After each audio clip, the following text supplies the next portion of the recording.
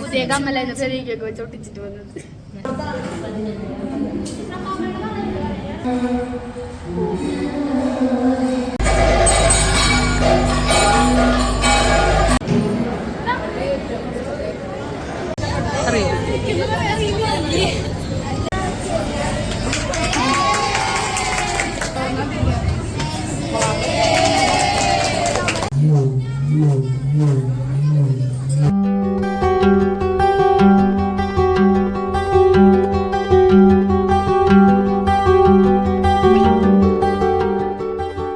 Guys, welcome to my YouTube channel. എൻ്റെ YouTube ചാനലിലെ പുതിയൊരു വീഡിയോയിലേക്ക് ഏവർക്കും സ്വാഗതം. ഇപ്രാവശ്യത്തെ 64ാമത് സ്കൂൾ കലോത്സവം തൃശ്ശൂരായിരുന്നു. നിങ്ങൾക്ക് എല്ലാവർക്കും അറിയാലോ. ഞാൻ എൻ്റെ മാക്സിമം എക്സ്പ്ലോർ ചെയ്തൊരു കലോത്സവമായിരുന്നു കേട്ടോ ഈ വർഷത്തെ. അപ്പോൾ ആമിയുടെ പ്രോഗ്രാമിൻ്റെ ദിവസത്തെ വ്ളോഗാണ് കേട്ടോ. ഈ വർഷത്തെ ലാസ്റ്റ് കലോത്സവം വൈക്കും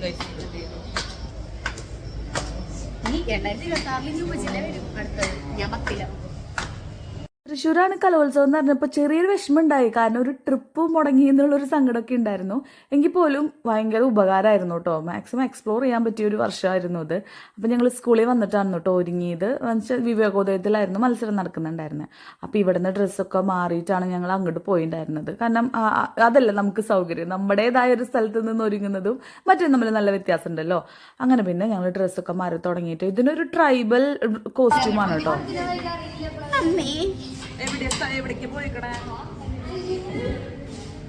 അമ്മ അത് ബാക്കിലായി പോയാ.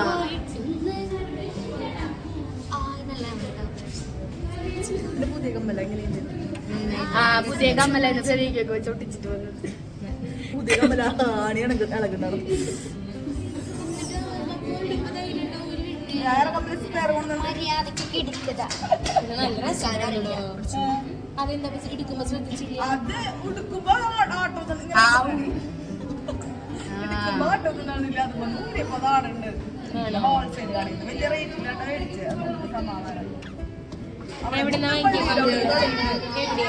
ശ്രീവൃന്ദയുടെ കലാവിരുതുകൾ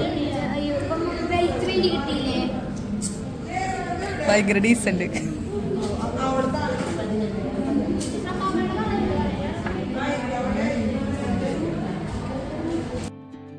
അമ്മമാരൊക്കെ തന്നെയാണ് കേട്ടോ ഒരുക്കി കൊടുക്കുന്നുണ്ടായിരുന്നത്. ഇതിപ്പോൾ മൂന്നാമത്തെയാണ് ഇപ്പോൾ ഈ വേഷം അണിയുന്നത്. കാരണം റവന്യൂവും സബ് ഡിസ്ട്രിക്റ്റും ഒക്കെ മത്സരിച്ചിട്ടാണല്ലോ നമുക്ക് സംസ്ഥാന ലെവലിൽ മത്സരിക്കാനുള്ള അവസരം കിട്ടുന്നത്. ഇതൊക്കെ ഒരു ഭാഗ്യമാണ് കേട്ടോ. കഴിഞ്ഞ തവണ ഞങ്ങൾ തിരുവനന്തപുരം പോയിട്ടുണ്ടായിരുന്നു. അത് സംസ്കൃതം ഗ്രൂപ്പ് സോങ് ആയിരുന്നു. ഭയങ്കര നല്ല എക്സ്പീരിയൻസ് ആയിരുന്നു. ഞങ്ങൾ തമ്മിൽ ഇപ്പോൾ രണ്ട് ഫ്രണ്ട്സ് കൂടി പോയിട്ടുണ്ടായിരുന്നു. ഒരു ഫാമിലി ഉണ്ടായിരുന്നു. ഞങ്ങൾ തമ്മിൽ ഭയങ്കര കണക്ഷൻ ആയിരുന്നു. ഞങ്ങൾ അവരുടെ വീട്ടിൽ പോയി ഒരു പ്രത്യേക ബോണ്ട് തന്നെ നമുക്ക് കിട്ടും കേട്ടോ അവിടെ. പിള്ളേർ തമ്മിൽ ഇപ്പോൾ ആമിയുടെ കുറച്ച് ഫ്രണ്ട്സിൻ്റെ പാരൻസ് തമ്മിൽ ഭയങ്കര കണക്ഷൻ ആയിപ്പോൾ എന്താ പറയുക. ഇതുപോലെ ഇടയ്ക്ക് കളിയിൽ സത്യം പറയുമ്പോൾ നല്ല വിഷമമുണ്ട്. ഇനി കുറേ നാൾ കഴിഞ്ഞേ കാണാൻ പറ്റുള്ളൂ എന്ന് ആലോചിക്കുമ്പോൾ. അപ്പോൾ അത് കുറച്ചൊക്കെ ഡ്രസ്സ് മാറി കഴിഞ്ഞ് പിന്നെ ഞങ്ങൾ സ്കൂളിലോട്ട് പോയിട്ടോ, മത്സരം നടക്കുന്ന സ്കൂളിലോട്ട്. കാരണം ഇഞ്ചിയൊക്കെ കെട്ടാനുണ്ട് ചുറ്റും. പിന്നെ മുഖത്ത് കുറച്ചും കൂടി വരയ്ക്കാനൊക്കെ ഉണ്ട്. അപ്പോൾ ബാക്കി ഞാൻ അവിടെ പോയിട്ട് ചെയ്യാമെന്ന് പറഞ്ഞപ്പോൾ ക്ലസ്റ്റർ വൈസ് ആണ് മത്സരങ്ങൾ നടക്കുന്നത്. ഇവരെ മൂന്നാമത്തെ ക്ലസ്റ്റർ ആയിരുന്നു. അപ്പോൾ നമുക്ക് സമയം ഉണ്ടായിരുന്നു. അതുകൊണ്ട് തന്നെ ഞങ്ങൾ അത്രയും ഹറിബറി കൂട്ടിയിട്ടല്ല കേട്ടോ പോകാൻ തന്നത്. അങ്ങനെ പിന്നെ പ്രിൻസിപ്പൽ സിസ്റ്ററുടെ അനുഗ്രഹമൊക്കെ മേടിച്ച് പ്രാർത്ഥിച്ചിട്ടാണ് കേട്ടോ പിള്ളേർ ഇറങ്ങിയത്. ഇപ്പം ഈ നമ്മുടെ കലോത്സവങ്ങളിൽ ഗോത്ര വിഭാഗങ്ങളുടെ കലാരൂപങ്ങളൊക്കെ ഇപ്പം ഈ കഴിഞ്ഞ വർഷമാണ് കേട്ടോ അത് ആഡ് ചെയ്തത്. സത്യം പറഞ്ഞാൽ കഴിഞ്ഞ വർഷമൊന്നും വലിയൊരു കോമ്പറ്റീഷൻ ഉണ്ടായിരുന്നില്ല. പക്ഷേ ഇത്തവണയൊക്കെ ശരിക്കും നല്ല കോമ്പറ്റീഷൻ ആയിരുന്നു കേട്ടോ. എല്ലാ ജില്ലയിൽ നിന്നും മത്സരിക്കാനുണ്ടായിരുന്നു. അപ്പം നിങ്ങൾ കഴിഞ്ഞ ഞാൻ വ്ളോഗുകൾ അപ്ലോഡ് ചെയ്തിട്ടുണ്ടായിരുന്നു റവന്യൂ കലോത്സവത്തിൻ്റെ ഒക്കെ. അപ്പോൾ അതൊക്കെ നിങ്ങളൊന്ന് കണ്ടിട്ട് വായോ കേട്ടോ. നമ്മുടെ വ്ളോഗിലേക്ക് എടുക്കുന്നുണ്ട്. അങ്ങനെ പിന്നെ സേക്രഡ് ആർട്സ് സ്കൂളിൽ കഥകളി തന്നെയായിരുന്നു കേട്ടോ. ഫുൾ ഡേ ഏകദേശം കഥകളി തന്നെയായിരുന്നു നടക്കണ്ടായിരുന്നത്. എനിക്ക് ഭയങ്കര ഇഷ്ടമായിട്ട കഥകളി.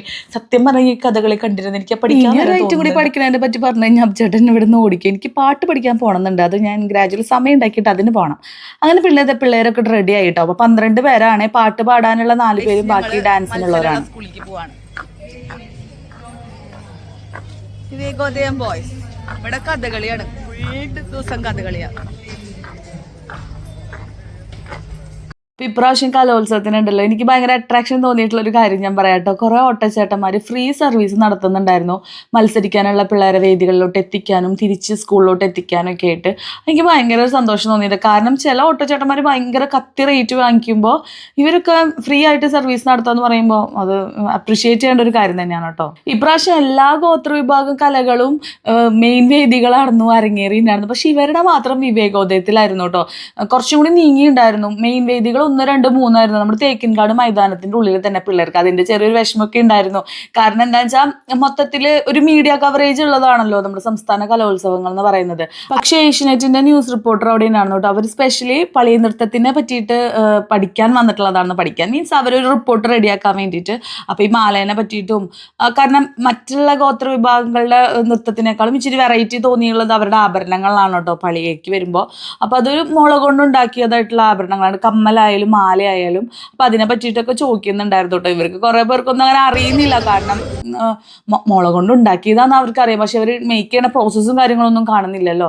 അപ്പോൾ ഇനി ഈ ഇഞ്ച കിട്ടുന്ന ഒരു പ്രോസസ്സ് ഇത്തിരി സമയം എടുക്കുന്ന പരിപാടിയാണ് കേട്ടോ. അപ്പോൾ ഇതാണ് ഇവരുടെ മാഷ് ബിനീഷ് മാഷാണ് ഇവരുടെ നാടൻപാട്ടായാലും ഇങ്ങനത്തെ ട്രഡീഷണൽ ആയിട്ടുള്ള സംഭവങ്ങളെല്ലാം പഠിപ്പിക്കുന്നത്. ബിനീഷ് മാഷിൻ്റെ കൂടെ ആതിരിയും ഉണ്ടാവും കേട്ടോ. ആതിരിയും ആണ് ഡാൻസ് ഒക്കെ പഠിപ്പിച്ചിട്ടുള്ളത്. അപ്പോൾ ഇവർ ഫുൾ ടൈം ഉണ്ടാവാറുണ്ട് ഇവിടെ കലോത്സവത്തിന്, സ്കൂളിൽ പ്രാക്ടീസിലും കാര്യങ്ങൾക്കൊക്കെ. അപ്പോൾ ഇവരാണ് അത് കെട്ടിത്തരുന്നത്. അപ്പോൾ മാഷ് ഇപ്പോൾ അതിൻ്റെ ഇൻസ്ട്രുമെൻസിൻ്റെ കാര്യങ്ങളൊക്കെ റെഡിയാക്കിക്കൊണ്ടിരിക്കുക. കാരണം മത്സരത്തിന് കയറുമ്പോൾ ഇതൊക്കെ നല്ല ചൂടായിട്ടിരിക്കണം. വെയിലത്തൊക്കെ വെച്ച് അതിൻ്റെ സൗണ്ടും കാര്യങ്ങളൊക്കെ ക്ലിയർ ചെയ്യാണ് കേട്ടോ. അപ്പോൾ ഇവർ മത്സരിക്കാൻ പോണതിന് മുന്നുള്ള ഒരു എക്സൈറ്റ്മെൻറ്റ് എന്നൊക്കെ പറയാം.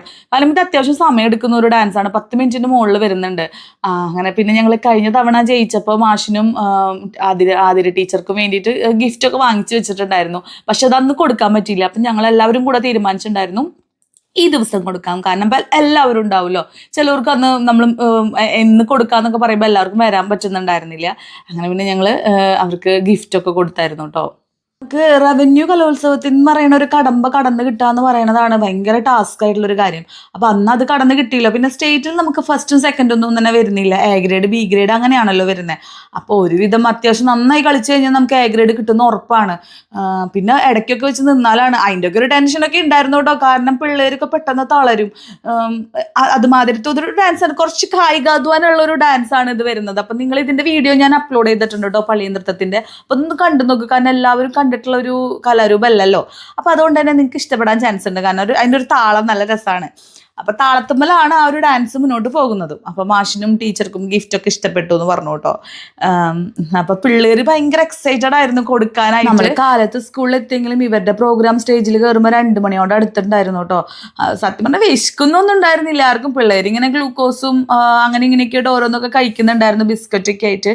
കാരണം ഇതിന് എനർജി വേണമല്ലോ, എനർജി കീപ്പ് ചെയ്ത് മുന്നോട്ട് പോകണമല്ലോ. അപ്പം ക്ലസ്റ്റർ വൈസ് ആയതുകൊണ്ട് തന്നെ നമുക്കൊരു ഏകദേശ സമയം അറിയായിരുന്നു. കാരണം ലേറ്റ് ആവും എന്നറിയായിരുന്നു. പിന്നെ എന്താ പറയുക, 14 ജില്ലകളിൽ നിന്നുള്ള ടീം ഉണ്ടാവുമല്ലോ. പിന്നെ അപ്പീൽ വരുന്നുണ്ടെങ്കിൽ അങ്ങനെ ഒരു ടീമും ഉണ്ടാവും. ഒരു ടീമെന്നല്ല, ടീമുകൾ ഉണ്ടാവും. അപ്പോൾ ചില ഐറ്റംസ് ഒക്കെ 20 ടീം വരെ കയറിയതായിട്ട് പറയുന്നുണ്ടായിരുന്നു.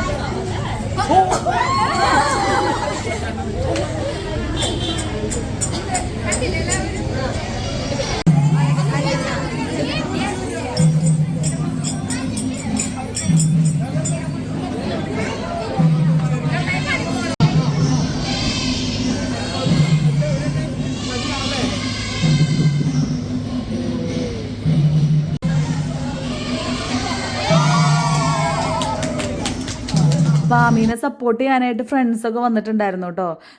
കാരണം തൃശ്ശൂർ ആയതുകൊണ്ടാണ് ഇതൊക്കെ പോസിബിൾ ആവുന്നത്. നമ്മൾ വേറൊരു ജില്ലയിലാണെന്ന് ഇതൊന്നും നടക്കുന്നതല്ല. പിന്നെ അഭിച്ചേട്ടൻ്റെ ഫ്രണ്ടിൻ്റെ അവിടെ ഒരു കല്യാണം ഉണ്ടായിരുന്നു. അപ്പോൾ അഭിച്ചേട്ടൻ്റെ വേറൊരു ഫ്രണ്ടും കൂടെ വന്നിട്ടുണ്ടായിരുന്നു കേട്ടോ കാണാനായിട്ട്. അങ്ങനെ ഇവരൊന്നും പ്രാക്ടീസ് ഒക്കെ ചെയ്തു.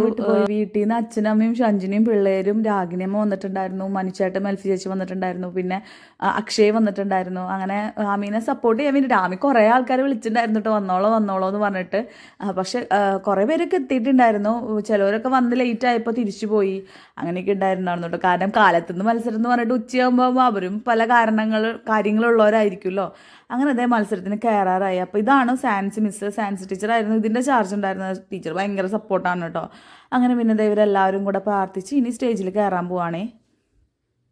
പിന്നെ ഇങ്ങനത്തെ കലാരൂപങ്ങളിലൊക്കെ കളിച്ച് കഴിഞ്ഞാൽ അവിടെ തളർന്ന് വീഴുന്ന ഒരുപാട് പിള്ളേരുണ്ട് കേട്ടോ. ഞങ്ങൾ കഴിഞ്ഞ ദിവസം പരിപാടി കാണാൻ പോയപ്പോൾ മംഗലങ്ങളുടെ സ്റ്റേജിൻ്റെ അവിടെ നിന്ന് ഒരുപാട് ആംബുലൻസുകൾ മാറി മാറി പോകുന്നുണ്ടായിരുന്നു. ഇവിടെ നിന്നും 1-2 പിള്ളേരെ ആംബുലൻസിൽ കൊണ്ടുപോയിട്ടോ, കാരണം തളർന്ന് വീണിട്ട്. അങ്ങനെ പിന്നെ മത്സരമൊക്കെ കഴിഞ്ഞ് കഴിഞ്ഞപ്പോൾ പിന്നെ ഭയങ്കര ഫ്രീ ആയി. പിന്നെ പിള്ളേർ ഒന്നും കഴിച്ചിട്ടുണ്ടായിരുന്നില്ല ഉച്ചയ്ക്ക്, ആ സമയമായിട്ട് പോലും. എന്നിട്ട് ഒരു ഐസ്ക്രീമൊക്കെ വാങ്ങിച്ച് കഴിച്ചു. അങ്ങനെ പിന്നെ ഈ പത്രപ്രവർത്തകരുണ്ടല്ലോ, അപ്പോൾ ഫോട്ടോ എടുക്കാനൊക്കെ വരും അവർ. അങ്ങനെ ഫോട്ടോസൊക്കെ എടുത്തു. കറക്റ്റ് ഇവരുടെ ഒരു കോസ്റ്റ്യൂമിന് പറ്റിയൊരു ഏരിയ തന്നെ ഞങ്ങൾക്ക് കിട്ടിയിട്ടോ ഫോട്ടോ എടുക്കാനായിട്ട്. പിള്ളേരൊക്കെ പിന്നെ എന്തായാലും എ ഗ്രേഡ് നമുക്ക് ഉറപ്പായിരുന്നു, സത്യം പറയാമല്ലോ, എ ഗ്രേഡ് നമുക്ക് ഉറപ്പ് തന്നെയായിരുന്നു. പക്ഷെ എനിക്ക് ആ സമയത്ത് വീഡിയോസൊന്നും എനിക്ക് ഈ വ്ളോഗിൽ എടുക്കാൻ പറ്റിയില്ല. കാരണം ഭക്ഷണം കഴിക്കാൻ 4 മണി കഴിഞ്ഞിട്ടാണ് ഞാൻ ഭക്ഷണം കഴിക്കാൻ പോയത്. അപ്പോൾ എനിക്ക് കലോത്സവത്തിൻ്റെ സദ്യ ഒരു വട്ടെങ്കിലും ട്രൈ ചെയ്യണമെന്നുണ്ടായിരുന്നു. അന്ന് ഞങ്ങൾക്ക് കൂപ്പൺ കിട്ടിയായിരുന്നു. അങ്ങനെ പിന്നെ ഞങ്ങൾ അവിടെ നിന്ന് നേരെ തേക്കിൻകാട് മൈതാനത്തിൻ്റെ അവിടേക്ക് പോകുന്നു കേട്ടോ. അവിടെയാണ് നമ്മുടെ ന്യൂസ് ചാനലുകളുടെയൊക്കെ ഉണ്ടാവുക. അങ്ങനെ അവിടെ പോയിട്ട് അവർ പെർഫോം ചെയ്യാൻ പോയി കേട്ടോ.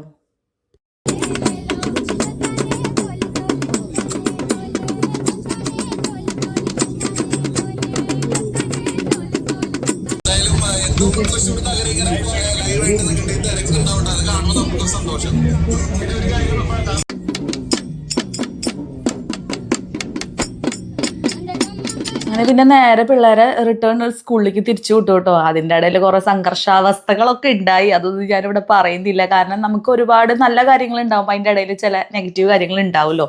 ഒരുപാട് വിഷമുണ്ടാക്കിയ ചില സന്ദർഭങ്ങൾ അതിൻ്റെ ഇടയിൽ ഉണ്ടായിട്ടോ. അങ്ങനെ പിന്നെ ഇവർക്ക് സമ്മാനം എ ഗ്രേഡ് അടിച്ചതായിട്ട് അവിടെ പ്രഖ്യാപിച്ചു.